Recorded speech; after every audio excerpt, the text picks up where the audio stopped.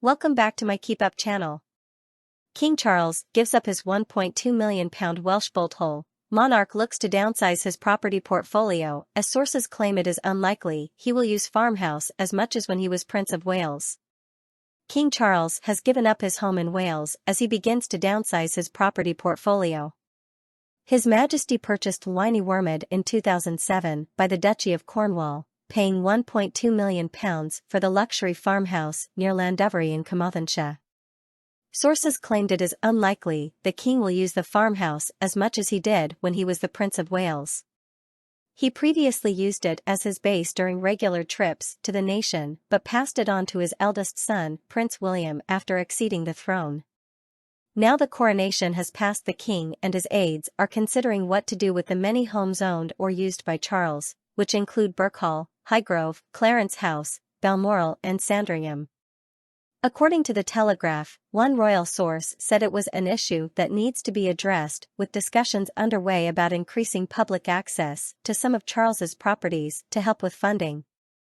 Since the Duchy of Cornwall was given to Prince William, the king has paid rent on Wynie Wormid, which exists on a whopping 192-acre estate. The lease is due to expire later in the summer, with Buckingham Palace confirming the king gave notice to the duchy earlier this year. Meanwhile, other properties on the estate are available as holiday rentals when the king is not in residence. A spokesman for the Prince of Wales reportedly said the royal had no plans to buy his own home in Wales, preferring to stay in hotels to help the local economy. The original owner, William Williams in the 13th or 14th century, was related to Anne Boleyn.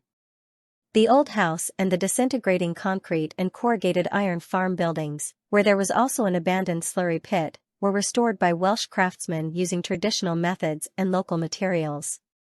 Charles also planted climbers including Albertine roses, jasmine and honeysuckle up the walls. 6 of the English field maples, which formed the avenue of trees at William and Kate's 2011 wedding, were later rehomed at the Welsh retreat. The idea was Charles's, and with William and Kate's approval he set them in the soil at the front of the house, along a rustic wooden fence. Clarence House tweeted in 2013, "The trees from the royal wedding at Westminster Abbey are thriving at Wynie Wormid." The prince has spoken of the enduring landscape of Wales and how its mountains, patchworked fields and woods, its coastline, castles, villages and market towns play a vital role in attracting visitors. He told Visit Wales, "It certainly cast its spell on me a long time ago." William inherited a £23 million a year income from the Duchy of Cornwall. As heir to the throne, the prince is entitled to the annual surplus generated by the duchy's vast portfolio of land, buildings, and financial investments. In 2021, Charles admitted he bought a house in Wales probably 40 years too late, claiming that owning property in the country is an important part of holding his title. The Duchy and Duchess of Cornwall tend to spend a few weeks a year at the secluded and sustainable 3-bedroom farmhouse. There are also 2 adjoining cottages, which sleep 6 and 4 respectively, in a courtyard which are available for holiday let. At the time Charles said, "Rather 40 years too late, probably.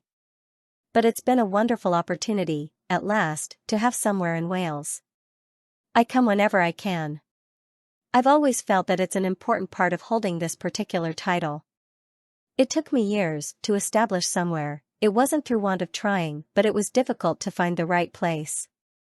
I used to go to different other houses, which was very kind of people to lend them for a week or something, but it wasn't the same thing obviously until finally we found this, which has been a godsend really."